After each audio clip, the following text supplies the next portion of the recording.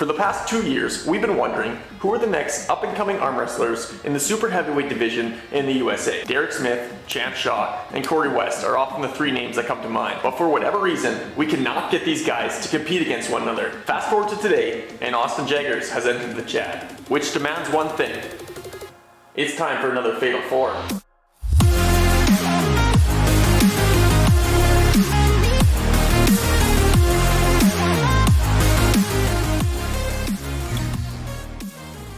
Now, for those who have been following arm wrestling for the last couple years, you guys will remember the Fatal 4 held in July of 2021. It was an event held to sort out the rankings in the USA for 4 individuals. Chance Shaw, Don Underwood, Mike Aiello, and Jordan Sill. In what seemed to be a random order, the 4 would compete against each other either once, or in most cases, multiple times to find out how they ranked.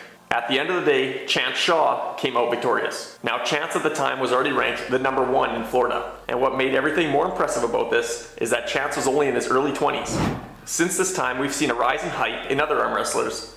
Derek Smith and Corey West, to name a couple. Both guys have progressed greatly in the last couple years. And now, just recently, Austin Jaggers has entered that conversation and is making waves in the arm wrestling community. So let's just take a second to break this down. Derek Smith. Derek Smith rose in popularity when he became the number 1 arm wrestler in California, the most populated state in the USA. After this, his stock rose even more when he went on to face Tim Bresnan and won with what seemed to be rather ease. Since then, he's had a couple hard-fought super matches with Artem Morozov and Ravaz.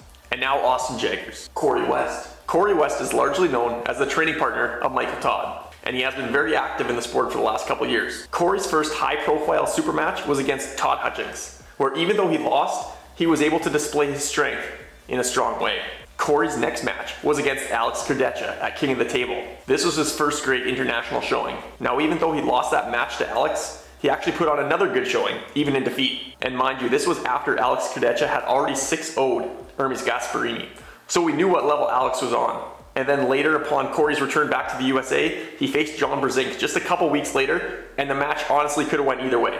Right arm aside, Corey West is virtually recognized as the best left arm in all of North America. He recently defeated Cody Merritt, and honestly, the match wasn't close. He then went on to defeat Ferret Osmanli at East vs. West. Chance Shaw. Now, Chance Shaw is one of the youngest, most talented, and active pullers in the USA today. In just the last couple of years, he's had a major handful of super matches against Ron Bath, John Brzezinski, Todd Hutchings, Zarab, Sandris, and more. The guy's been as busy as you can be. And although, like Derek and Corey, he often found himself on the losing side of things, all the matches he was in were super close. And that can be said about all 3 of the guys. Every match for these guys was competitive, and they're banging with the best of the best. Now, all that said, Austin Jaggers, just this week, defeated Derek Smith in a super match by a score of 3-2. Though it seemed that Derek won the first 2 matches somewhat convincingly, Austin was able to stop the match and come back and win with his endurance. And with this win, he jumped ahead to the number 5 spot in the super heavyweight division in the USA, putting him ahead of Derek and ahead of Chance Shaw. Now, even though for some people Austin has slipped under the radar with his right arm, he's now been building on a whole bunch of momentum. And I know for a fact he plans on growing and improving and keep the ball rolling. Now, as the rankings sit today, according to armfighter.com, we got Corey at 4, Austin at 5, Derek at 6, and Chance Shaw at 12. But the fact that most of these guys haven't pulled each other yet is starting to get just a little bit frustrating.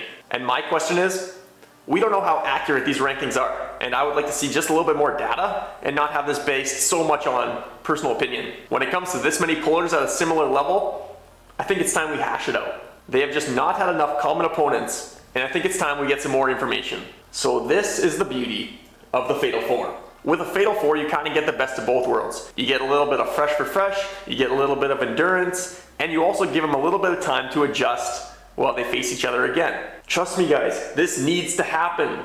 However, I am not a promoter, and so the ball is not in my court.